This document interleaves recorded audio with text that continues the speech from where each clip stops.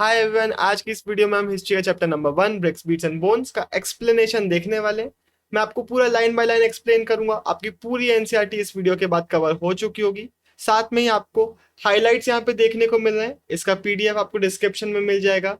Plus आपको question answers भी जितने भी इंपॉर्टेंट है वो इस चैप्टर में देखने को मिल जाएंगे। तो सीधे हम स्टार्ट करते हैं एक्सप्लेनेशन के साथ। हड़प्पन सिविलाइजेशन, जिसको हम इंडस वैली सिविलाइजेशन भी बोलते हैं, इससे हमें बहुत सारे आर्टिफैक्ट्स देखने को मिलते हैं, जिसमें से one of the most important और काफी एक यूनिक आर्टिफैक्ट है इनका सील। एक स्टीएटाइट नाम का स्टोन है जिससे ये लोग अपनी सील्स बनाते थे, जिसमें ये लोग अलग अलग एनिमल्स के सिंबल प्लस कुछ टेक्स्ट लिखा करते थे। अब ये जो टेक्स्ट है इसका मीनिंग हमें नहीं पता है, इसलिए हम बोल सकते हैं ये जो स्क्रिप्ट है ये अनडिसाइफर्ड है। इसका मीनिंग क्या है हम इसको पढ़ नहीं पाए। भले ही हम इस टेक्स्ट को नहीं पढ़ पाए, लेकिन फिर भी इस सील से इनके जो हाउसेस हैं, पॉट्स हैं, ऑर्नामेंट, टूल्स हमें देखने को मिलते हैं। इन सब आर्टिफैक्ट्स के थ्रू हमें इस सिविलाइजेशन के बारे में, इनके लोगों के बारे में काफी सारी चीजें पता चलती हैं, जो इस चैप्टर में हम पूरा पढ़ने वाले हैं। हम पहले बहुत सारी हड़प्पन सिविलाइजेशन की बात करेंगे, फिर हम देखेंगे कि आर्कियोलॉजिस्ट क्या क्या गलतियां करते हैं, किस तरीके से स्टडीज करते हैं। तो काफी इंटरेस्टिंग चैप्टर है। सीधे स्टार्ट करते हैं। अब हमारे सामने एक नया टर्म आता है, कल्चर। हमारे आर्कियोलॉजिस्ट जब किसी भी सिविलाइजेशन के बारे में स्टडी करते हैं, डिस्कवरी कर रहे होते हैं, तो क्या करते हैं, लैंड में डिग करना चालू करते हैं, एक्सकेवेशंस करते हैं। मान लेते हैं ये जो एरिया है लैंड का पूरा, इसमें जितने भी ऑब्जेक्ट्स हमें देखने को मिल रहे हैं ये सिमिलर स्टाइल के, हमें स्टडीज में समझ में आ रहा है, सेम टाइम पीरियड को बिलोंग करते हैं। तो हम बोलेंगे ये जितनी भी चीजें मिल रही हैं ये एक कल्चर को बिलोंग करती है, किसी एक सिविलाइजेशन की है। ऐसे ही हड़प्पन सिविलाइजेशन के जितने भी आर्टिफैक्ट्स मिलते हैं उनको हम कई बार हड़प्पन कल्चर टर्म से भी डिनोट करते हैं। तो इस सिविलाइजेशन को हम हड़प्पन कल्चर टर्म से भी यहाँ पे इस चैप्टर में यूज करेंगे। इसके अलावा हमें हड़प्पन कल्चर में क्या क्या देखने को मिलता है, seals, beads, weights, stone blades, baked bricks, ये सब हमें हड़प्पन कल्चर से देखने को मिलती है। इंडिया का जो टॉप लेफ्ट साइड वाला पोर्शन है ना, अफगानिस्तान, जम्मू, बलूचिस्तान, गुजरात वाला रीजन, इस जगह पर हमारा हड़प्पन सिविलाइजेशन लाया करता था।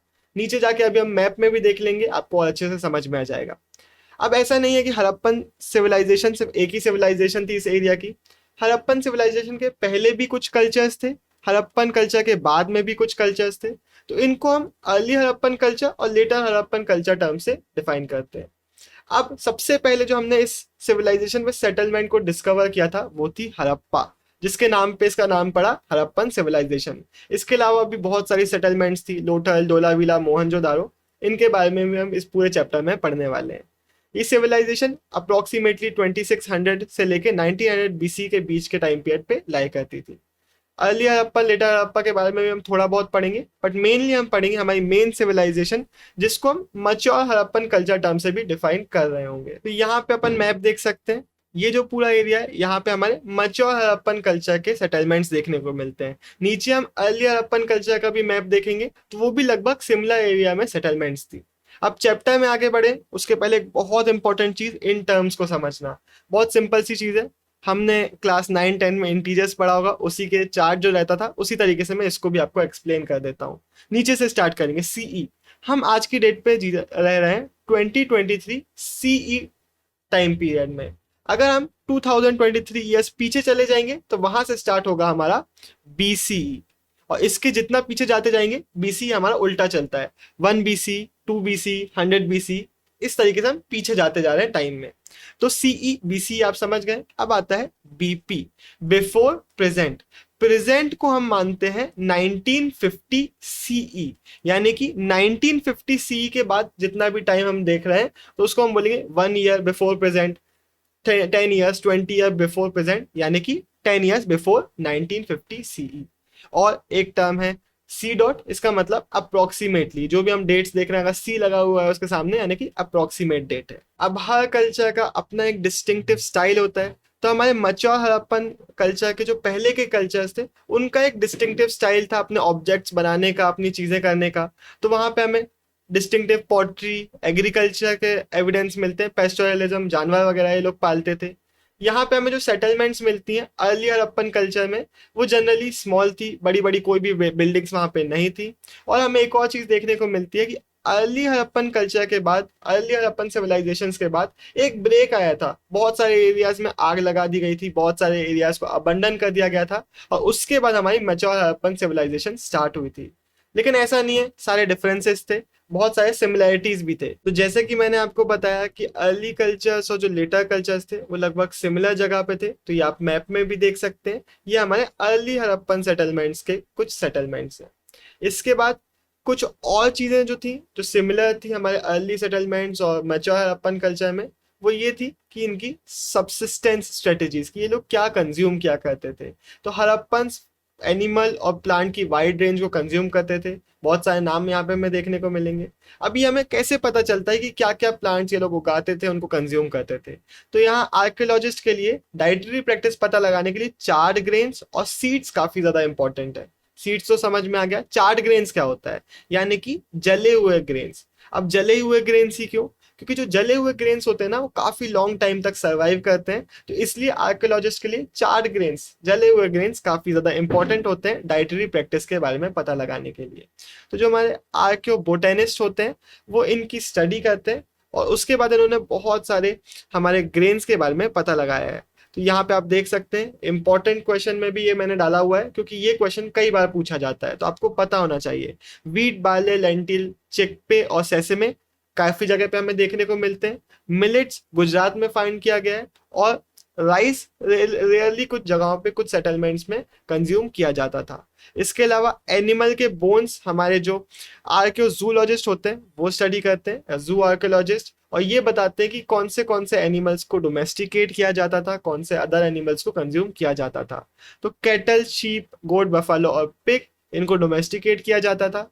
इसके अलावा कुछ वाइल्ड स्पीशीज भी के भी बोन्स हमें देखने को मिले, जैसे कि बोअर, डियर और घड़ियाल।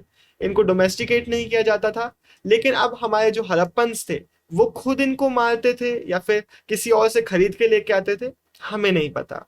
इसके अलावा फिश और फाउल, फाउल एक बर्ड होता है, इसके भी बोन्स हमें देखने को मिले, तो इनको भी कंज्यूम किया जाता होगा। अब हमने ये तो देख लिया कि क्या क्या कंज्यूम करते थे, लेकिन उनको उगाते कैसे थे, प्रोड्यूस कैसे करते थे, ये देखना और भी ज्यादा ट्रिकी है। तो एग्रीकल्चर टेक्नोलॉजीज कैसे पता चलती हैं, अलग अलग चीजों को लिंक करके। जो हमारे आर्कियोलॉजिस्ट हैं उनको सील में बुल्स के फिगर देखने को मिले, टेराकोटा एक टाइप ऑफ क्ले है, उसके स्कल्पचर्स देखने को मिले। ये आप यहाँ पे बुल का मॉडल भी देख सकते हो। तो हमें ये देखने को मिला, तो हमें ये समझ में आ गया कि बुल इनको नोन थी। तो ये लोग ऑक्सिन का यूज करते होंगे प्लाउइंग करने के लिए। बुल और ऑक्सिन सेम ही चीज है, यानी कि ऑक्सिन जब आपने उसको कैस्ट्रेट कर दिया, सेक्सुअल ऑर्गन्स उसके निकाल दिए, तो उसको हम ऑक्सिन बुलाते हैं। मेनली इसको हम प्लाउइंग के लिए यूज कर रहे हैं, इसलिए हम अज्यूम करते हैं कि ऑक्सिन का यहाँ पे यूज किया जाता होगा। लेकिन सिर्फ बुल नहीं, हमें प्लाउस के भी मॉडल्स देखने को मिले। नाम याद रखिएगा, चोलिस्तान और बनावली में हमें प्लाउस के मॉडल देखने को मिले टेराकोटा के। तो ये चीज एकदम लिंक हो गई। इसके बाद हमें प्लाउड फील्ड्स भी देखने को मिली है कालीबंगन में, और ये हम बात कर रहे हैं अर्ली हड़प्पन लेवल से, यानी कि अर्ली हड़प्पन जो सिविलाइजेशन थी उसमें भी इतना टेक्नोलॉजीज इनके पास आ चुकी थी। यहाँ पे हमें एक और इंटरेस्टिंग चीज देखने को मिलती है। प्लाव कैसे होता है, आपने लैंड में प्लाव चलाते हो तो वहां पे फरोज बनते चले जाते हैं, जिसमें आप सीड लगाते हो, क्रॉप उगाते हो। यहाँ पे हमें एक जगह पर दो सेट ऑफ फरोज देखने को मिलते हैं 90 डिग्रीज पे। अगर उनको एक ही क्रॉप लगाना होता तो एक ही बार सीधे में चला लेते और उसमें लगा देते, लेकिन इन्होंने यहाँ पे दो सेट बनाए, यानी कि यहाँ पे लोग दो क्रॉप्स को प्रोड्यूस कर रहे थे। तो ये हमें एक चीज देखने को मिली, इसको भी आप याद रखिएगा। इस तरीके से हमारे जो आर्कियोलॉजिस्ट हैं वो चीजों को एक के बाद एक लिंक करते हैं और उससे अज्यूम करते हैं किस तरह से चीजें होती होंगी। अब यहाँ पे कुछ कॉपर के टूल्स भी हमें देखने को मिलते हैं। हो सकता है इसका वो लोग यूज हार्वेस्टिंग के टाइम पे करते होंगे, हो सकता है ना भी करते हो। अब यहाँ पे एक क्वेश्चन आता है, जो हमारा जो एरिया है हड़प्पन सिविलाइजेशन का, ये सेमी एरिड लैंड है। यहाँ पे बारिश होती तो है बट बहुत ज्यादा नहीं होती, यहाँ पे इरिगेशन की जरूरत पड़ती है। तो उसके लिए हमें क्या क्या एविडेंस मिले, हमें कैनल्स के ट्रेसेस मिले हैं शौतुगई अफगानिस्तान में, इसको यूज करते होंगे। लेकिन पंजाब और सिंध का जो रीजन है यहाँ पे हमें नहीं मिले। तो हो सकता है यहाँ पे बनाई ना गए हो कभी कैनल, हो सकता है यहाँ पे कैनल्स यूज होते हो लेकिन फिर उनके एविडेंसेस ना बचो, तो इसलिए हमें मिले नहीं है। धोलावीरा में हमें वाटर रिजर्वायर्स मिले और वेल्स हमें बहुत सारी जगह पे मिले, तो इनका यूज किया जाता था हमारे इरिगेशन के लिए। वैसे आप यहाँ साइड में देख ही रहे हैं कि यहाँ पे सारे क्वेश्चंस आपको देखने को मिलते जा रहे हैं। मैं एक्सप्लेन कर रहा हूँ, आप पॉज करके क्वेश्चंस को भी एक बार पढ़ते जाइएगा, तो आपको एक आइडिया लगता जाएगा कि किस तरीके के क्वेश्चन इन चैप्टर से, इन टॉपिक से पूछे जाते हैं। अब हमारे हड़प्पन सिविलाइजेशन के अर्बन सेंटर्स की हम बात करने वाले हैं। अर्बन सेंटर्स यहाँ के एक इंपॉर्टेंट फीचर थे। यहाँ पे हमें देखने को मिलता है कि प्लानिंग की जाती थी, काफी वेल डेवलप्ड यहाँ का सिस्टम था, उसके बारे में हम देखने वाले हैं।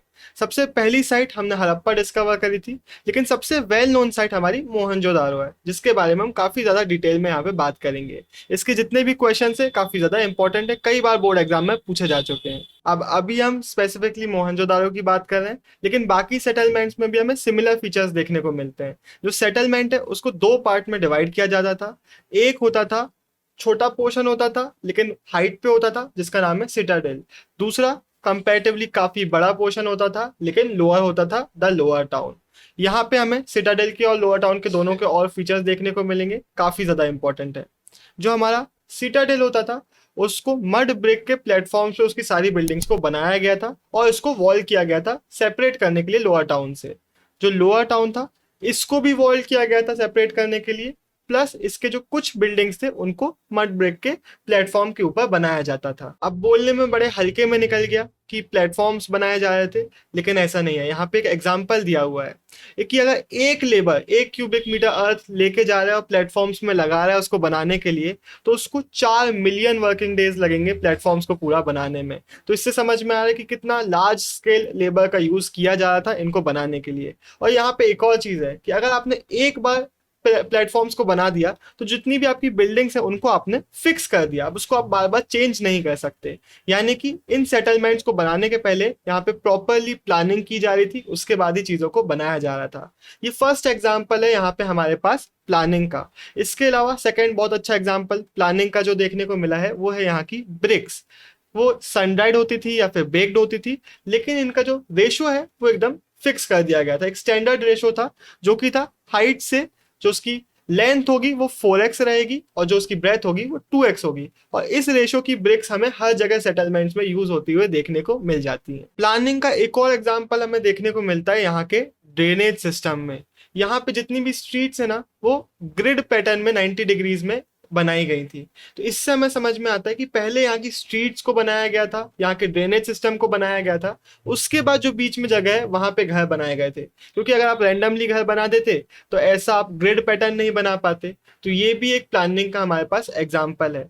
जितने भी हाउसेस होते थे उनकी एटलीस्ट एक वॉल इन स्ट्रीट से कनेक्टेड होती थी ताकि उनका जो वेस्ट वाटर है वो उनके स्ट्रीट के ड्रेन्स में जा सके। अब हमारे लोअर टाउन का बहुत इंपॉर्टेंट फीचर कि यहाँ पे सारी हमें रेसिडेंशियल बिल्डिंग्स देखने को मिलती है। इसका क्या आर्किटेक्चरल डिजाइन होता था उसकी हम बात कर लेते हैं। सबसे पहले सेंटर में कोर्टयार्ड होता था और कोर्टयार्ड के साइड्स में सारे रूम्स होते थे।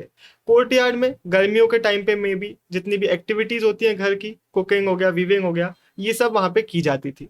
यहाँ पे हमें बहुत इंटरेस्टिंग चीज देखने को मिलती है कि प्राइवेसी का काफी ज्यादा ध्यान रखा जाता था।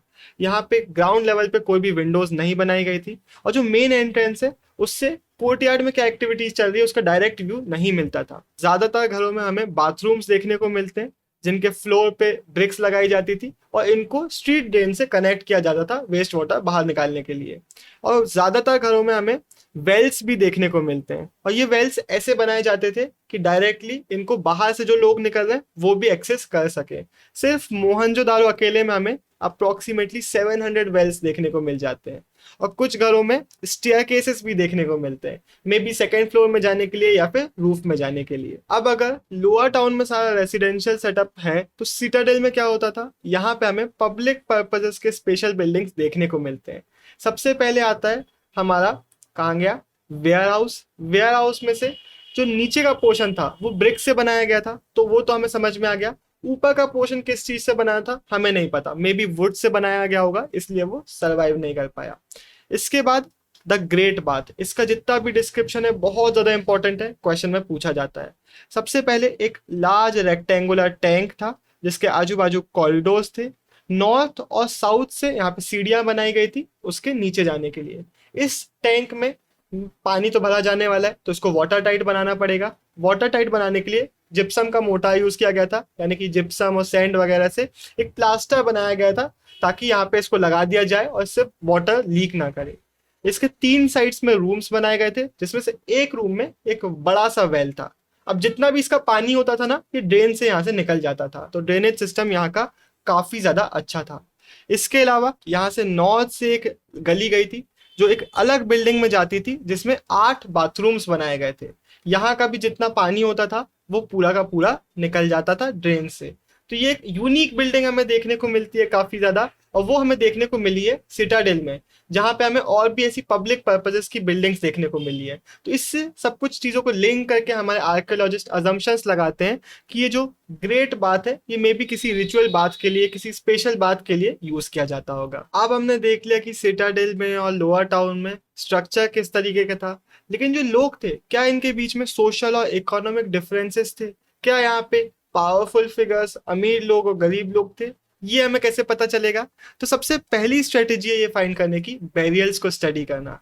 एक टाइम पे एक तरफ हमारे पास ये हड़प्पन सिविलाइजेशन चल रही है, और इसी टाइम पे दूसरी तरफ इजिप्ट में कुछ पिरामिड्स भी बन रहे थे। तो वहां पे तो हमें क्लियरली देखने को मिलता है कि जो पावरफुल लोग थे सोसाइटी के, वो अपने साथ काफी ज्यादा वेल्थ लेके जा रहे थे, मे बी आफ्टर लाइफ के लिए यूज करना चाहते थे। लेकिन यहाँ पे हमें क्या देखने को मिलता है? तो यहाँ के बैरियर्स में हमें नॉर्मली देखने को मिलता है कि डेड्स को एक पिट्स में, ग्राउंड में होल करके उसमें ले कर दिया जाता है। इन पिट्स में कुछ वेरिएशंस हमें देखने को मिले। फॉर एग्जांपल कुछ पिट्स में हमें अंदर ब्रिक्स की लाइनिंग देखने को मिली है। लेकिन क्या इससे हमें समझ में आता है कि यहाँ पे सोशल डिफरेंसेस थे? नहीं पता। इसके अलावा हमें कुछ ग्रेव्स में ऑर्नामेंट्स वगैरह देखने को मिले हैं, पॉटरी देखने को मिली है। एक एग्जांपल यहाँ पे दिया हुआ है कि मिड 1980s में जब यहाँ पे हमने एक्सकेवेशंस किए, तो एक डेड बॉडीज के साथ हमें काफी ऑर्नामेंट्स मिले। एक 3 शेल रिंग्स का बना हुआ ऑर्नामेंट था, एक जेस्पर की बनी हुई बीट थी, और एक और बहुत सारे माइक्रो बीट्स मिले। ये सारे ऑर्नामेंट्स हैं जो कि हमें एक मेल स्कल के साथ मिले थे। इसके अलावा जो ज्वेलरी है हमें मेल फीमेल दोनों के साथ मिली हुई है, और कुछ केसेस में हमें मिरर्स देखने को मिले, कॉपर के बने हुए मिरर्स। लेकिन हमें ओवरऑल ये देखने को मिला है कि ये लोग प्रेशियस चीजों को अपने साथ रखने में ज्यादा बिलीफ नहीं रखते थे। हो सकता है आफ्टर लाइफ में मानते हो क्योंकि कुछ चीजें तो मिली है, लेकिन प्रेशियस चीजें नहीं मिली। तो सोशल डिफरेंसेस का इससे हमें ज्यादा समझ में नहीं आता। दूसरा एक तरीका सोशल डिफरेंसेस को फाइंड करने का है, लग्जरीज को ढूंढना। अब अगर मान लेते हैं कुछ घरों में हमें एकदम लग्जूरियस आइटम्स मिल रहे हैं, तो हमें समझ में आएगा ना कि ये जो घर हैं ये रईस लोगों के घर थे। तो वैसे ही हमारे जितने भी आर्टिफैक्ट्स मिलते हैं उनको हमारे आर्कियोलॉजिस्ट 2 कैटेगरीज में डिवाइड करते हैं, एक यूटिलिटेरियन और दूसरी लग्जरीज। यूटिलिटेरियन वो सामान है जो डेली यूज का होता था, जो कि ऑर्डिनरी मटेरियल जैसे कि स्टोन या फिर क्ले से बनाया जाता था। सिंपल टेक्निक्स होती थी इनको बनाने की, जो कि हमें थ्रू आउट द सेटलमेंट हमें हर जगह देखने को मिलता है। फॉर एग्जाम्पल क्वान्स, क्वान यानी कि जो खाना कूटने के काम आता है, पॉटरी, नीडल, फ्लैश रबर्स, ये सारी एकदम बेसिक चीजें हर जगह देखने को मिलती है। तो ये ऑर्डिनरी लोगों का सामान हो गया। फिर कुछ आइटम्स लग्जरीज के आइटम है। ये वो ऑब्जेक्ट है या तो इनको रेयर या फिर कॉस्टली मटेरियल से बनाया गया है, या फिर दूर से किसी इंपोर्टेड मटेरियल से बनाया गया है, या फिर इनको बनाने का जो प्रोसेस है, जो टेक्निक है, वो काफी ज्यादा डिफिकल्ट है। जैसे कि हमारी जो फायांस का पॉट है, इसको बनाने के लिए सैंड या फिर सिलिका को आपको कलर में और गम में मिक्स करना है, फिर इसको फायर करना है। तो एक कॉम्प्लिकेटेड प्रोसेस है। ये एक लग्जरी का आइटम इसको बोला जाता है। लेकिन अब इनको क्लासिफाई करना कि कौन सा आइटम लग्जरी का है, कौन सा यूटिलिटेरियन है, हर बार इजी नहीं होता। फॉर एग्जाम्पल स्पिंडल वॉल्स एक नॉर्मल ऑर्डिनरी ऑब्जेक्ट है जिसमें धागा वगैरह बांधने का काम होता है। अब इसको तो यूटिलिटेरियन में डालना चाहिए, लेकिन अगर इसी ऑब्जेक्ट को फायांस से बनाया गया है तो हम इसको कौन सी कैटेगरी में डालेंगे? तो ऐसे क्वेश्चंस कई बार हमारे आर्कियोलॉजिस्ट के सामने आ जाते हैं। इसके बाद हमारे जितने भी लग्जरीज के आइटम है वो हमें मेनली मिलते हैं बड़े बड़े सेटलमेंट्स में। फॉर एग्जांपल मोहनजोदारो में या फिर हमारे हड़प्पा में। इसका एक एग्जांपल है हमारी जो फायांस की बॉटल्स थी, छोटे छोटे बॉटल्स, मे बी इनको परफ्यूम बॉटल्स की तरह यूज किया जाता होगा। ये हमें मेनली मोहनजोदारो और हड़प्पा में ही देखने को मिली है। कालीबंगन जो कि एक छोटा सेटलमेंट था, वहां पे हमें देखने को नहीं मिली। गोल्ड जैसे आज की डेट में प्रेशियस है, उस टाइम पे भी प्रेशियस ही था ये। इसको हमें देखने को मिला है एज होर्ड्स। होर्ड्स मतलब जो हमारा इंपॉर्टेंट मटेरियल होता है उसको हम संभाल के पॉट वगैरह में किसी एक जगह पर रखते हैं ना, वैसे ही ये हमें देखने को मिले। हो सकता है किसी मेटल वर्कर ने इसको रखा हो सकता है किसी ने इसको संभाल के रखा हो, लेकिन ये प्रेशियस था, इससे हमें समझ में आ जाता है। अभी हमने बात करी मोहनजोदारो की, वो एक काफी बड़ा 125 हेक्टेयर्स का सेटलमेंट था। अब हम बात करेंगे चानूदारो, 7 हेक्टेयर का सेटलमेंट, जो कि एक्सक्लूसिवली यहाँ पे क्राफ्ट प्रोडक्शन का काम किया जाता था। बीड मेकिंग, सील्स जो हमने बात करी उसको बनाना, मेटल से अलग अलग टूल्स और ऑर्नामेंट्स बनाना, शेल से टूल्स ऑर्नामेंट्स बनाना, वेट्स बनाना जो वेइंग के लिए काम आते थे। तो बहुत सारी चीज़ें यहाँ पे बनाई जाती थी। क्या क्या मेटल्स यूज होते थे, क्या क्या चीज़ें यूज होती थी, कैसे इनको बनाया जाता था, वो सब हम यहाँ पे देखने वाले हैं। इसके भी क्वेश्चन यहाँ पे आप देख सकते हैं। तो सबसे पहले तो मटेरियल क्या क्या यूज होता था। Carnelian, Jasper, crystal, quartz, steatite, ये सारे स्टोन्स यूज होते थे। इसके अलावा कॉपर, ब्रोंज, गोल्ड, ये सारे मेटल्स, शेल्स, फयान्स और टेराकोटा और बर्न्ट क्ले, ये सारी चीजें भी यूज होती थी अलग अलग चीजों का प्रोडक्शन करने के लिए। अब सिर्फ मटेरियल अलग अलग नहीं थे, बल्कि यहाँ पे मेथड्स भी बहुत सारे थे और शेप्स भी बहुत सारे थे। कई बार अलग अलग स्टोन्स को कनेक्ट कर दिया जाता था बीड्स बनाने के लिए। कुछ स्टोन्स में गोल्ड कैप्स लगा दिए जाते थे ऑर्नामेंट्स बनाने के लिए। Shapes, disc shape, cylindrical shape, spherical shape, barrel shape, segmented, अलग अलग सेक्शंस वाले शेप। तो ये सारी चीज़ें हमें देखने को मिलती थी। ये टर्म्स आपको थोड़े याद करने पड़ेंगे अपने आंसर में लिखने के लिए। इसके अलावा कई सारे ऑर्नामेंट्स में पेंटिंग की जाती थी। कुछ में वहाँ पे खरोच के इंसाइसिंग की जाती थी, कुछ में वहाँ पे ठोक के पेंट डिजाइन्स बनाए जाते थे। तो बहुत सारी अलग अलग चीज़ें उसमें की जा रही होती थी। अब टेक्निक्स अलग अलग क्या होती थी। स्टेटाइट एक सॉफ्ट स्टोन है, तो हमें ऐसे भी बीट्स देखने को मिलते हैं जिनका ज्योमेट्रिकल शेप नहीं था। तो वो कैसे बनाते थे, पहले इसका पाउडर बना लिया, एक पेस्ट बना लिया, और उसके बाद उसको जो भी शेप देना है वो दे दिया। तो सिर्फ बेसिक शेप नहीं बल्कि अजीब अजीब शेप भी ये लोग बना लिया करते थे। और इन्होंने माइक्रो बीट जो हमें मिली है वो कैसे बनाई है अपनी टेक्नोलॉजी से, हमें आर्कियोलॉजिस्ट को भी समझ में नहीं आता कि कैसे उस टाइम पे इतना अच्छा इन्होंने बना लिया। तो काफी ज्यादा एडवांस्ड हमें प्रोडक्शन यहाँ पे देखने को मिलता है। आर्कियोलॉजिस्ट हमारे वो ये भी पता लगाते हैं कि कैसे अलग अलग कलर्स ये लोग ऑब्टेन करते थे। फॉर एग्जाम्पल कार्निलियन को यहाँ पे हमें रेड कलर में देखने को मिलता है, लेकिन इसका रॉ मटेरियल येलो था। तो पता लगता है कि जब प्रोसेसिंग होता था रॉ मटेरियल को और जब बीट्स बन रहा होता था तो मल्टीपल टाइम पूरे प्रोसेस के बीच में इसको फायर करते थे, जिससे इसका रेड कलर ऑब्टेन किया जाता था। जनरली जो रॉ मटेरियल हमें मिलता था बड़े शेप में, उसको पहले रफली कट कर लिया जाता था जो भी उसको शेप देना उसमें, और फिर उसको फाइनली वहाँ पे शेपिंग की जाती थी। इसके बाद जैसे आज की डेट में हम पूरा प्रोसेस यूज करते हैं एकदम फाइनल प्रोडक्ट बनाने के लिए, ये लोग भी ग्राइंडिंग करते थे, उसकी घिसाई करते थे, उसको पॉलिश करते थे, फिर उसमें जो भी होल्स वगैरह बनाते थे उसको ड्रिल्स के यूज करके किया करते थे।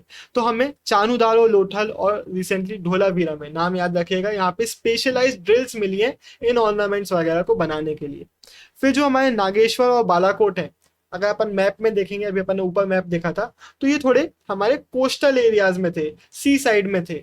ये ऐसा क्यों था, क्योंकि यहाँ पे शेल ऑब्जेक्ट्स का काम किया जाता था, वहां उस एरिया में शेल्स मिलते हैं, तो शेल्स से बैंगल्स बनाते थे। लेडल्स यानी कि एक कचरी जिसको बोलते हैं ना, वो बनाते थे। इनलेज यानी कि इन शेल्स को किसी दूसरे मेटल वगैरह में फिट करके ऑर्नामेंट्स बनाते थे। तो याद रखिएगा इन शेल्स का प्रोडक्शन बालाकोट और नागेश्वर में होता था, और ये कोस्टल एरियाज में थे। ये जो चानूदार हो गया, यहाँ पे अब प्रोडक्शन हो रहा है, लोथल में प्रोडक्शन हो रहा है, और उसके बाद यहाँ से इसको जो बड़े बड़े सेटलमेंट थे, मोहनजोदारो हो गया, हड़प्पा हो गया, वहां पे ले जाके बेचा जाता होगा। अब क्वेश्चन आता है कि पता कैसे चलता है कि चानूदारो में, लोथल में प्रोडक्शन हो रहा है, कहाँ हो रहा है, कैसे पता चलता है। तो आर्कियोलॉजिस्ट हमारे अलग अलग चीजों को देखते हैं। सबसे पहले रॉ मटीरियल्स, जहाँ पे स्टोन नोड्यूल्स, एक टाइप ऑफ स्टोन समझ लीजिए, स्टोन नोड्यूल्स मिले, जहाँ पे हमें शेल्स मिले, जहाँ पे हमें कॉपर ओर मिला, वहाँ पे प्रोडक्शन भी होता होगा। फिर वहीं पे हमें टूल्स भी देखने को मिलते हैं, हमें अनफिनिश्ड ऑब्जेक्ट्स देखने को मिलते हैं, रिजेक्टेड और वेस्ट मटेरियल देखने को मिलता है। तो एक बार प्रोडक्ट बन चुका है फिर तो वो कहीं पे भी जा सकता है, लेकिन जहाँ पे ये चीज़ें मिल रही है वहाँ पे प्रोडक्शन भी हुआ करता होगा। तो जो वेस्ट मटेरियल है, जो रिजेक्टेड मटेरियल है, जो अनफिनिश्ड चीज़ें हैं, वो हमारे आर्कियोलॉजिस्ट के लिए ज़्यादा इंपॉर्टेंट होती हैं सेंटर ऑफ प्रोडक्शन ढूंढने के लिए। अब फिनिश्ड प्रोडक्ट तो निकल गया, लेकिन जो मटेरियल बचा हुआ है वो तो वहीं पे पड़ा रहेगा ना। कभी कभार ज्यादा लार्ज पीसेस बचे हुए हैं वेस्ट मटेरियल के, तो उनको रीयूज कर लिया जाता था, फिर भी छोटे छोटे पीसेस तो वहीं पे पड़े मिलेंगे। और इसके इन्हीं सब चीज़ों को फाइंड करने के बाद हमें पता चला है कि एक चीज़ तो होगी कि स्पेशलाइज सेंटर्स थे, लेकिन जो बड़े बड़े सेटलमेंट्स थे, मोहनजोदारो, हड़प्पा, यहाँ पे भी प्रोडक्शन का काम किया जाता था। अब अगला क्वेश्चन आता है कि इतना सारा रॉ मटेरियल सब कुछ यहाँ पे तो मिल नहीं जाता होगा, तो कैसे अलग अलग जगह से उनको लेके आया जाता होगा। तो क्ले वगैरह तो यहाँ पे लोकली अवेलेबल था, लेकिन स्टोन, टिम्बर, मेटल्स, ये सब चीज़ें हमें बाहर से प्रोक्योर करनी पड़ती थी। तो उसके लिए क्या क्या चीज़ें, पहले हमने बुल का टेराकोटा मॉडल देखा था, हमें बुलक कार्ड्स के भी टेराकोटा मॉडल मिले। तो इनको यूज़ किया जाता होगा। और इंडस वैली सिविलाइजेशन है, इंडस और इसकी ट्रिब्यूटरीज को तो यूज़ करेंगे ही वाटरवे ट्रांसपोर्टेशन करने के लिए। इन हड़प्पन्स के पास रॉ मटेरियल्स ऑब्टेन करने के दो मेन तरीके थे। पहला तरीका था जहां पे भी रॉ मटेरियल मिलता है वहीं पे सेटलमेंट बना लिया। फॉर एग्जांपल शेल्स चाहिए वो हमारे कोस्टल एरियाज में, तो नागेश्वर और बालाकोट बना दिया। शौतुगई अफगानिस्तान में बनाया, लापिस लजूली एक ब्लू स्टोन है उसके लिए। ऐसे ही लोथल बनाया हमारे कार्निलियन, स्टीयरटाइट और मेटल के सोर्सेस के पास। तो ऐसे जहां पे भी रॉ मटेरियल मिले वहां पे एक सेटलमेंट बनाना पहला तरीका था। दूसरा तरीका था एक्सपेडिशंस भेजना, कि भाई जाओ वहां पे उस जगह पर जाओ, अपना ये सामान उनको दे देना, उनसे ये सामान लेके आ जाना ताकि हमें भी मिल जाए, बार्टर सिस्टम करना। तो उसके एग्जाम्पल हमें बहुत अच्छे देखने को मिलते हैं। पहला हो गया खेतरी रीजन, यहाँ पे कॉपर मिलता था तो इनसे ये लोग ट्रेड करते थे। और दूसरा हो गया साउथ इंडिया, गोल्ड के लिए ट्रेड करते थे। इसके एविडेंसेस कैसे देखने को मिलते हैं? जो हमारा खेतरी रीजन है वहां पे हमारे जो हड़प्पा की जो माइक्रोबीट्स है वो देखने को मिल जाती हैं। और खेतरी रीजन का कॉपर था तो वो हमारे हड़प्पा में देखने को मिल जाता है। अब ये जो खेतरी एरिया है ये अपना एक अलग कल्चर था जिसको गणेश्वर जोधपुर कल्चर बोला जाता है, आर्कियोलॉजिस्ट ने इनको ये नाम दिया है।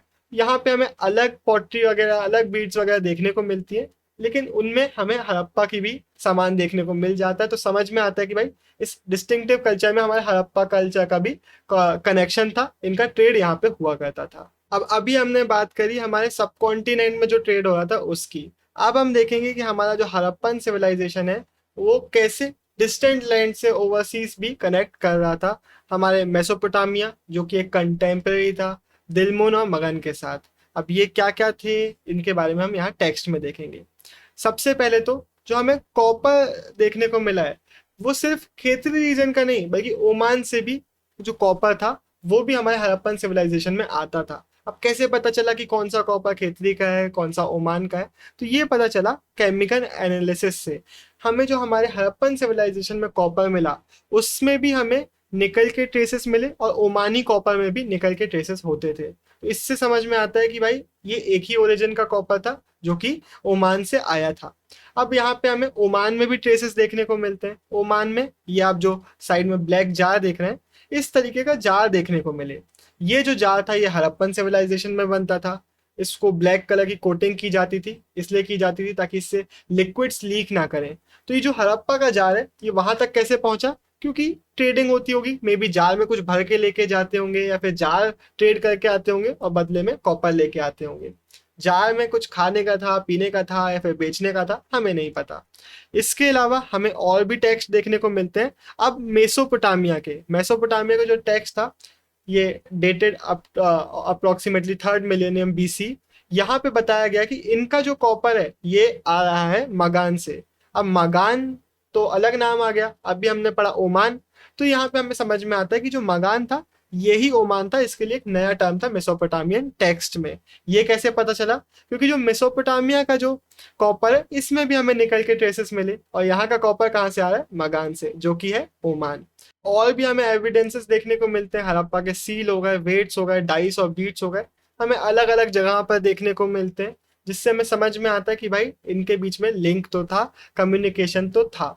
मेसोपोटामियन जो टेक्स्ट है इसमें हमें अलग अलग रीजन्स के नाम देखने को मिलते हैं। एक है दिलमुन जो कि प्रोबेबली बाहरेन आइलैंड्स को बोला जाता था। दूसरा है मगान जो कि था हमारा ओमान, जहाँ से इनका और हमारा हड़प्पन सिविलाइजेशन का कॉपर आता था। और फिर एक टर्म है मेलुआ जो कि हमारा हड़प्पन रीजन था, जिसके लिए इनके पास टर्म है मेलुआ। कैसे पता चला?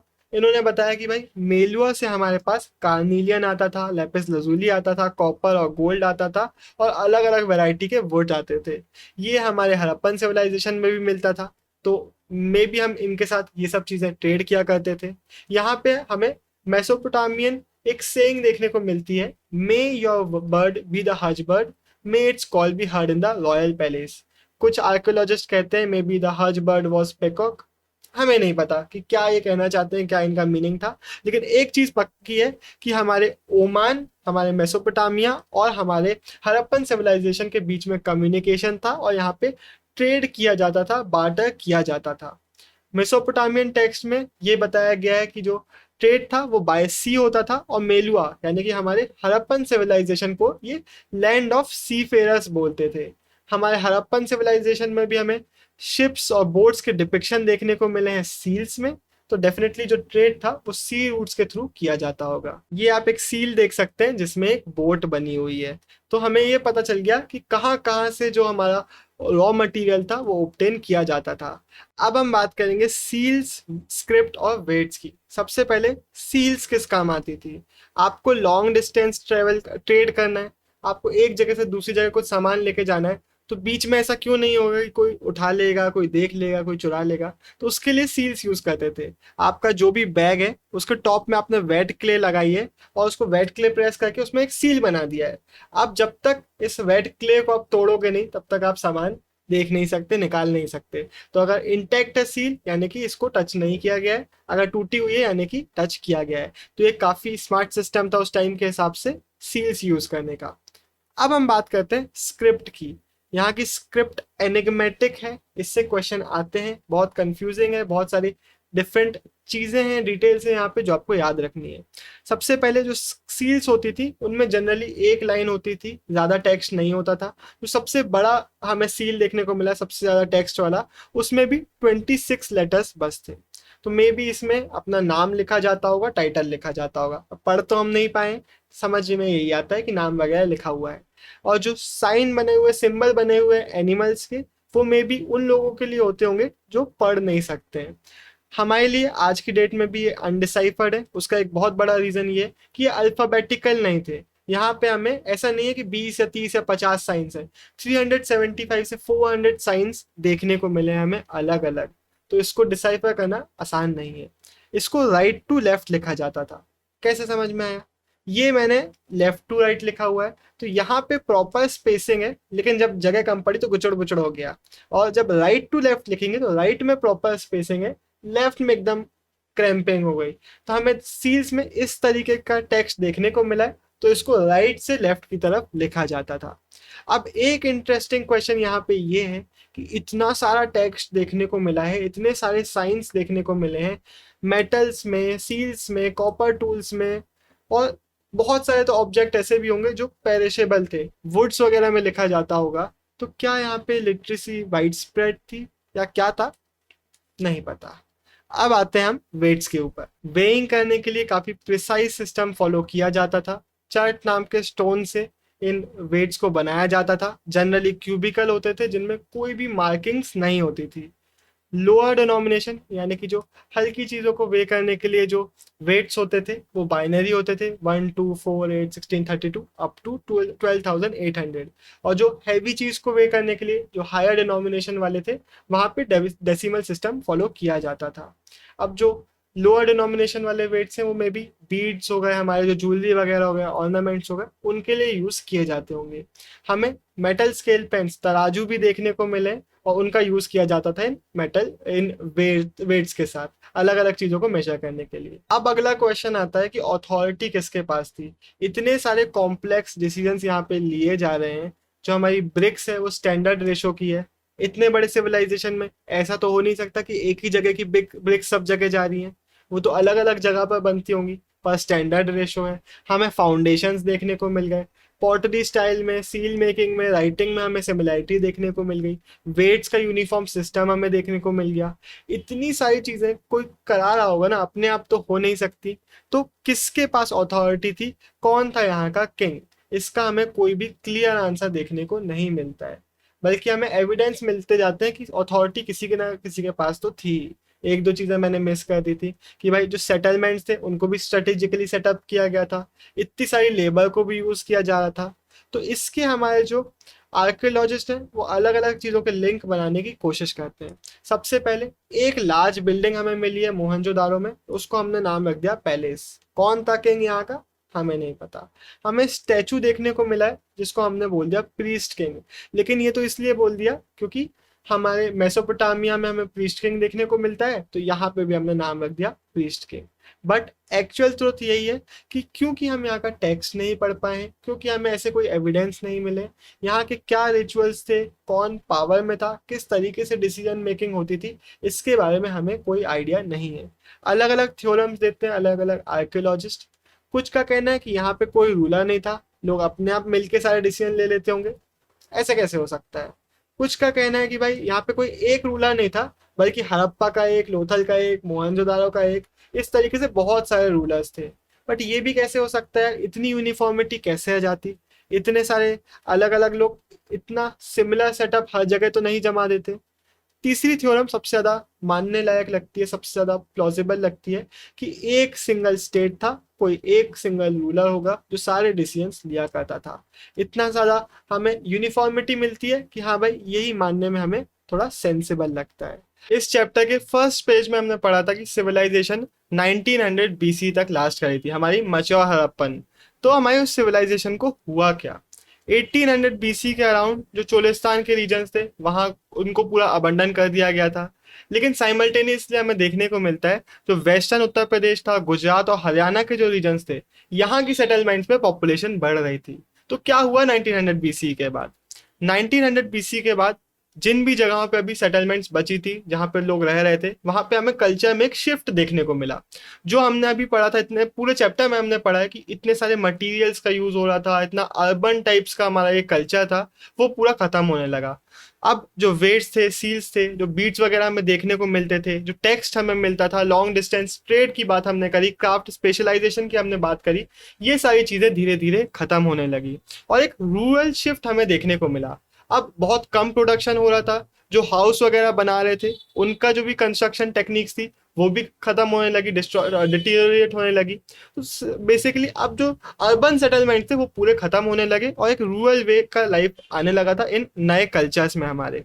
इनको हम बोलते हैं लेट हड़प्पन कल्चर्स या फिर सक्सेसर कल्चर्स। लेकिन अब ऐसे क्या हो गया कि इतना अच्छा जो हमारा अर्बन कल्चर चल रहा था वो एकदम से खत्म हो गया? तो इसके कुछ रीजंस हमारे सामने कि क्लाइमेट चेंज, डिफॉरेस्टेशन, फ्लड्स आ गए, या फिर हमारी जो रिवर्स वगैरह थी वो ड्राई हो गई या शिफ्ट हो गई, या फिर जो लैंडस्केप था उसका ओवर यूज हो गया। लेकिन एक लोथल या फिर चानूदारो या फिर किसी एक सेटलमेंट के लिए हम ये रीजन दे सकते हैं, लेकिन इतनी बड़ी सिविलाइजेशन में ऐसा तो नहीं हो सकता कि इन रीजंस के कारण ये खत्म हो गई हो।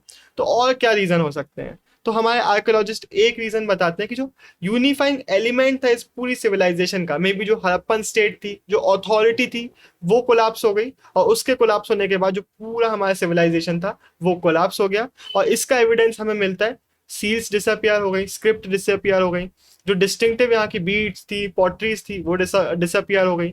जो हमने बात करी थी कि यहाँ का प्रिसाइज वेइंग सिस्टम था वो चेंज हो गया और अब लोकल वेट्स का यूज ये लोग करने लगे। तो सारी जो हमारी एडवांस टेक्नोलॉजीज थी, जो हमारा अर्बन नेचर था इस सिविलाइजेशन का, वो 1900 बीसी के बाद पूरा खत्म हो गया और लेटर कल्चर्स में हमें एक रूरल शिफ्ट देखने को मिला। ज्यादातर जो सिटीज थी हमारे यहाँ की वो अबंडन कर दी गई थी और फिर 1000 साल से भी ज्यादा का टाइम लगा यहाँ पे नई सिटीज डेवलप होने में। ये बॉक्स में पूरा एक्सप्लेन नहीं कर रहा हूँ, लेकिन इसको आप पॉज करके पढ़ जरूर सकते हैं, काफी इंटरेस्टिंग बॉक्स है। कुछ आर्कियोलॉजिस्ट बोलते हैं कि यहाँ पे मासेकर किया गया था। कुछ आर्कियोलॉजिस्ट यहाँ पे ऋग्वेद से कनेक्ट करने की कोशिश करते हैं कि जो इंद्र बताए गए हैं ऋग्वेद में, मे बी उन्होंने यहाँ पे अटैक किया हो, मे बी यहाँ पे वॉर हुआ हो। फिर बोला जाता है कि वॉर होता है या फिर मासेकर होता तो हमें एविडेंसेस मिलते हैं ना, हमें वेपन्स मिलते, हमें उस तरीके की डेड बॉडीज मिलती, बट ऐसा तो हुआ नहीं है। तो इस बॉक्स को आप पॉज करके पढ़िएगा, काफी इंटरेस्टिंग है। तो अभी तक हमने हड़प्पन सिविलाइजेशन के बारे में पढ़ा है, इसके आर्टिफैक्ट्स के बारे में पढ़ा है, इसके स्ट्रक्चर के बारे में पढ़ा है। अब हम पढ़ेंगे कि कैसे हमारे जो आर्कियोलॉजिस्ट होते हैं वो इसको कैसे ढूंढते हैं, वो क्या अप्रोचेस रखते हैं, वो किस तरीके से इसकी स्टडी पूरी करते हैं। होता क्या है ना, जब इस तरीके की सिविलाइजेशन खत्म होती है, फिर उसके 1000 साल तक कोई नई सिविलाइजेशन यहाँ पे नहीं थी, तो यहाँ पे जो नए लोग आए उनको इसके बारे में नहीं पता था। अब जो नए लोग यहाँ पे रह रहे हैं उनको नहीं पता कि जो हमें आर्टिफैक्ट्स रैंडमली मिल जा रहे हैं प्लाउइंग करते समय, या फिर सॉइल इरोजन से आर्टिफैक्ट्स ऊपर आ जाते हैं, फ्लड से आर्टिफैक्ट्स ऊपर आ जाते हैं, उनको नहीं पता होता कि इनका मीनिंग क्या है, उनको नहीं पता ये सील क्या है, ये क्यों मिल रहा है हमें। लेकिन जब हमारे आर्कियोलॉजिस्ट आके इनकी स्टडी करते हैं तो वो इन सिविलाइजेशंस के बारे में पता चलाते हैं, वो पता लगाते हैं कि पहले के लोग कैसे रहा करते थे, क्या करते थे। तो 3 लोगों के बारे में हम यहाँ पे बहुत डिटेल में पढ़ने वाले हैं। तीनों हमारे archaeological survey of India ASI के डायरेक्टर जनरल थे। एक एक करके उनके बारे में देख लेते हैं। सबसे पहले हमारे पास आते हैं हमारे कनिंगम हमारे ASI के फर्स्ट डायरेक्टर जनरल थे, जिन्होंने मिड 19th सेंचुरी में यानी कि 1850s के अराउंड अपने एक्सकेवेशन स्टार्ट किए। इस टाइम के जो आर्कियोलॉजिस्ट होते थे वो रिटन वर्ड्स में यानी कि टेक्स्ट में, इंस्क्रिप्शंस पे ज्यादा फोकस करते थे, उनको एज गाइड यूज करते थे अपनी इन्वेस्टिगेशंस के लिए। कनिंगम ने भी वही किया।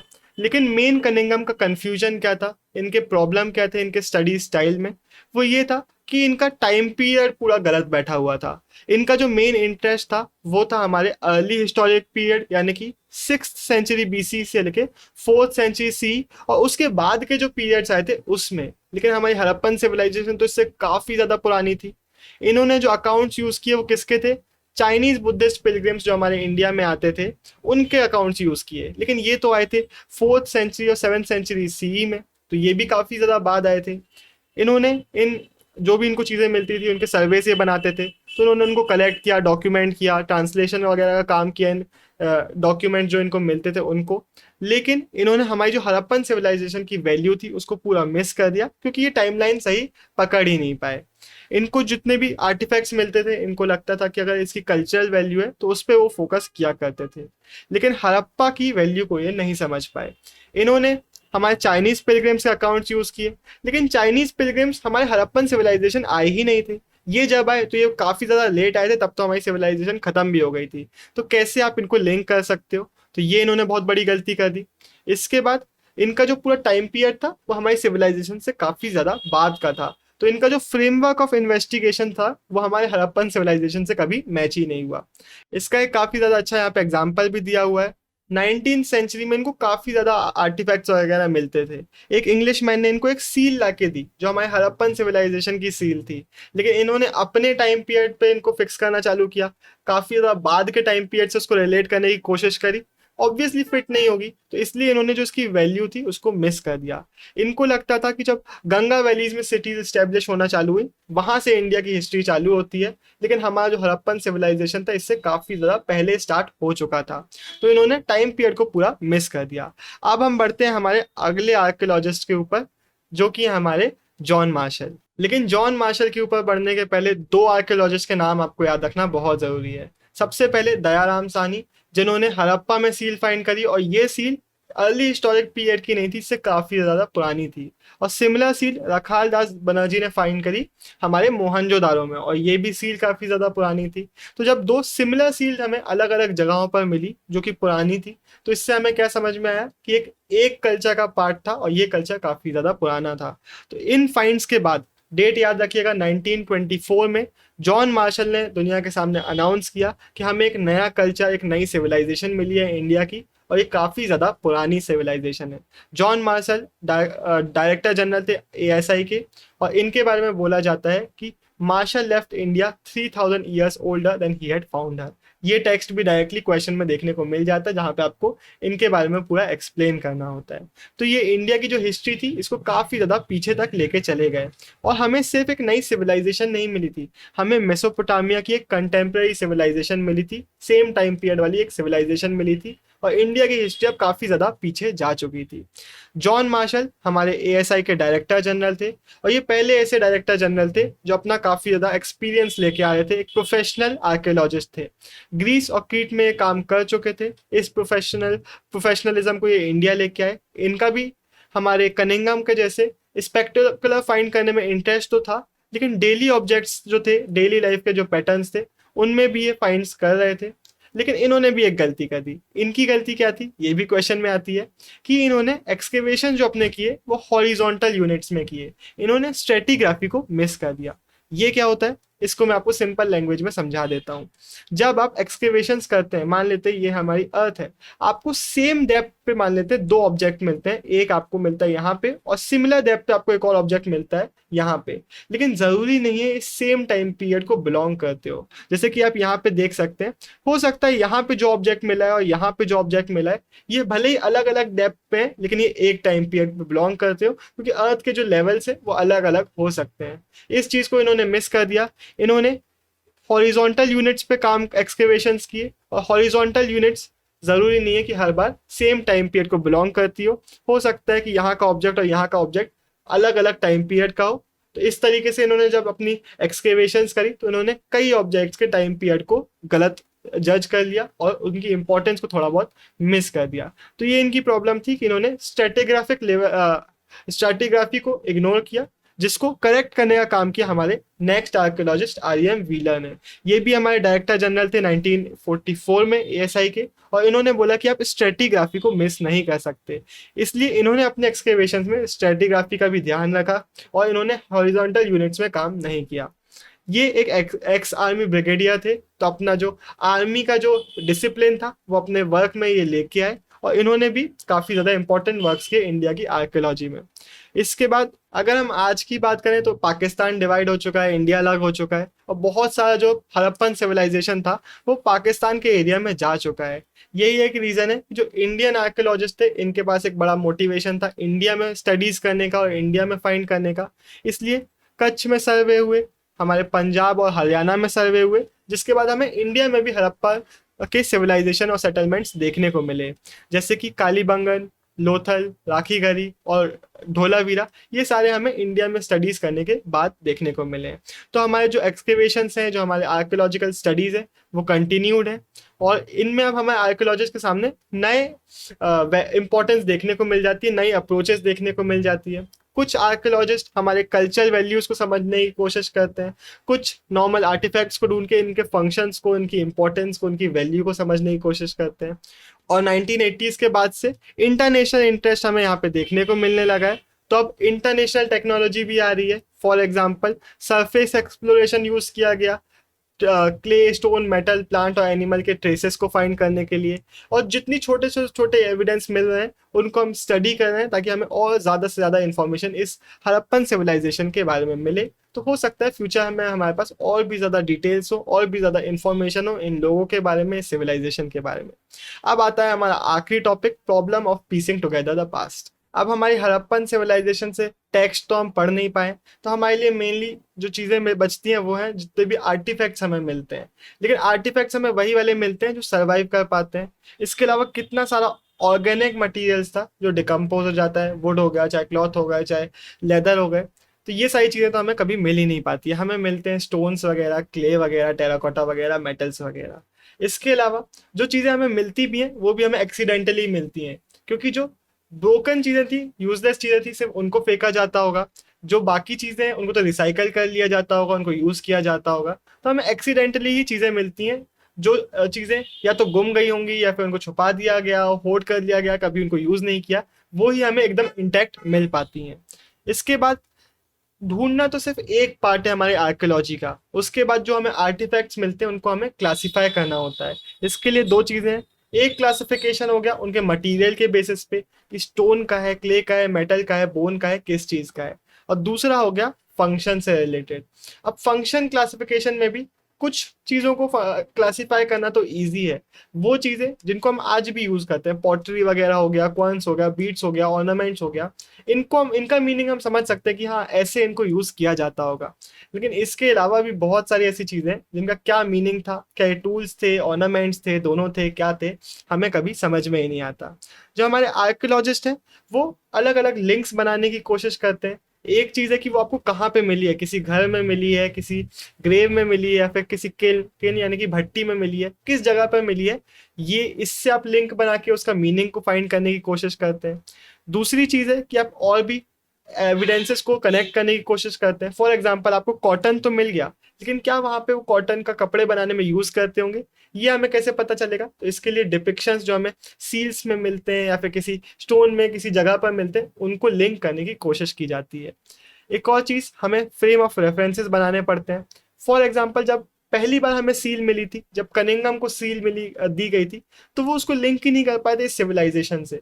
लेकिन जब हमें पता चला कि एक मेसोपोटामिया की कंटेम्प्रेरी सिविलाइजेशन है, तब हमने लिंक्स बनाना चालू किया, और उसके बाद हमें इन सील्स के, इन टेक्स्ट के तो मीनिंग हमें नहीं पता है, इन इमेजेस वगैरह के मीनिंग समझ में आना चालू हुए। तो ये सारे प्रॉब्लम्स हमारे सामने देखने को मिलते हैं। अब हम बात कर लेते हैं प्रॉब्लम्स ऑफ इंटरप्रिटेशन। जो हमें चीज़ें मिलती हैं वो कैसे उनकी इंटरप्रिटेशन में हमें प्रॉब्लम्स फेस करनी पड़ती है। सबसे पहले तो जो भी हमें अनयूजुअल चीज़ें मिलती है, अनफैमिलियर चीज़ें मिलती हैं, उनको हम रिलीजियस सिग्निफिकेंस से लिंक कर देते हैं कि भाई हो सकता है इसका कोई रिचुअल होगा, कोई रिलीजियस सिग्निफिकेंस होगी। हमें टेराकोटा फिगर्स देखने को मिले विमेन के, ये आप साइड में एक एग्जाम्पल भी देख सकते हैं। हेविली इनको ज्वेलरी पहनाई जाती थी, ड्रेसेस पहनाई जाती थी, हेड ड्रेसेस। लेकिन क्या ये मदर गॉडेसेस थी? इसके अलावा हमें स्टोन स्टैचूज मिले, हमने प्रीस्ट किंग की बात करी थी, हमने नाम दे दिया प्रीस्ट किंग की, लेकिन क्या इनकी वर्शिप की जाती थी या कोई और रीज़न था, हमें नहीं पता। हमें सीटेड पोजीशन में वन हैंड नी में ये प्रीस्ट किंग मिले हैं। इसके अलावा हमें ग्रेट हमने बात करी फायर ऑल्टार्स हमें मिले कालीबंगन और लोथल में। तो इसका क्या रिचुअल सिग्निफिकेंस था? हो सकता है कोई स्पेशल पब्लिक परफॉर्मेंस ये किया करते हो सकता है कोई स्पेशल बात ये लोग किया करते हो। इन चीज़ों को समझने के लिए हम जो हड़प्पन सील्स हैं उनको स्टडी करने की कोशिश करते हैं। कुछ में हमें रिचुअल सीन्स देखने को मिल जाते हैं, कुछ में हमें प्लांट मोटिव्स देखने को मिले, हो सकता है प्लांट वर्शिप की जाती हो।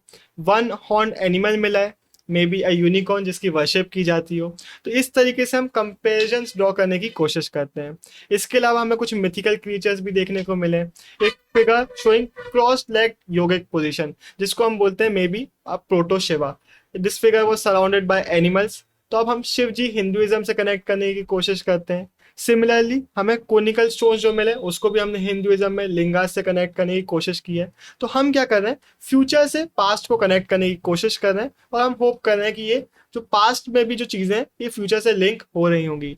लेकिन यहाँ जब हम मूविंग टू द पास्ट की जो चीज़ करते हैं ना, इसमें प्रॉब्लम क्या होती है कि ज़रूरी नहीं है हर बार चीज़ें लिंक हो। इसका एक एग्जाम्पल यहाँ पे दिया हुआ है कि प्रोटो शिवा की अगर अपन बात करें, ऋग्वेद में यहाँ पे रुद्र गॉड की मेंशनिंग है जिसको पुरानिक ट्रेडिशंस में शिव जी के शिव नाम से बताया गया है। लेकिन इनके बीच के कंपैरिजन में हमें डिफरेंसेस देखने को मिल जाते हैं। फॉर एग्जांपल ऋग्वेद में जो लॉर्ड रुद्र है इनको कहीं पे भी योगिक नहीं बताया गया, इनको कहीं पे भी लॉर्ड ऑफ एनिमल नहीं बताया गया। तो अब यहाँ पे तो कंपैरिजन बन ही नहीं रहा है क्योंकि जो फ्यूचर था वो पास्ट से कनेक्ट ही नहीं हो रहा है। तो हो सकता है हम जो कनेक्शंस बना रहे हैं ये सच ना हो सकता है जो ऋग्वेद के रुद्र हैं वो शिव जी ना हो बल्कि कोई और शमन हो, यानी कि कोई और हो जिसके पास हीलिंग पावर्स थी या फिर मैजिकल पावर्स थी। हो सकता है इनका कोई लिंक ही ना हो सकता है हड़प्पन सिविलाइजेशन के जो हमने प्रोटो सेवा बना दिए हैं, जो प्रीस्ट किंग बना दिए हैं, इनका कुछ और ही मीनिंग होता हो जिनके बारे में हमें नहीं पता है। लेकिन प्रॉब्लम वही है, इनके टेक्स्ट को हम नहीं पढ़ पाए। तो हमारे सामने बहुत सारे क्वेश्चंस भी रह जाते हैं कि इनके टेक्स्ट अगर हमें पता चलते तो हमें इनके बारे में क्या क्या पता चल सकता था, इनकी स्क्रिप्ट अगर हम पढ़ पाते तो क्या यहाँ पे लिटरेसी वाइड स्प्रेड थी, किस तरीके के रिलीजियस प्रैक्टिसेस यहाँ पे होते होंगे, विमेन और मैन के बीच में क्या डिफरेंसेस था, क्या विमेन भी सारी एक्टिविटीज परफॉर्म किया करती होंगी, पॉटरी बनाती होंगी या फिर सिर्फ पेंटिंग का काम करती होंगी। तो ऐसे बहुत सारे क्वेश्चन हैं जो हमें नहीं पता। लेकिन इसके अलावा ओवरऑल इस चैप्टर में हमें बहुत सारे आंसर्स भी मिले। हमें लोगों के हाउसेस के बारे में पता चला, यहाँ के हमें कल्चर के बारे में बहुत सारी चीज़ें पता चली, हमें पॉटरी के बारे में, ऑर्नामेंट्स के बारे में, टूल्स के बारे में बहुत सारी चीज़ें पता चली। तो ये काफ़ी ज़्यादा इंटरेस्टिंग चैप्टर था जो इसी के साथ खत्म होता है, कुछ क्वेश्चंस के साथ, कुछ आंसर्स के साथ। अगर आपको वीडियो अच्छा लगा तो लाइक ज़रूर करिएगा। बाय बाय, साइनिंग ऑफ, देव टाइम मीडिया।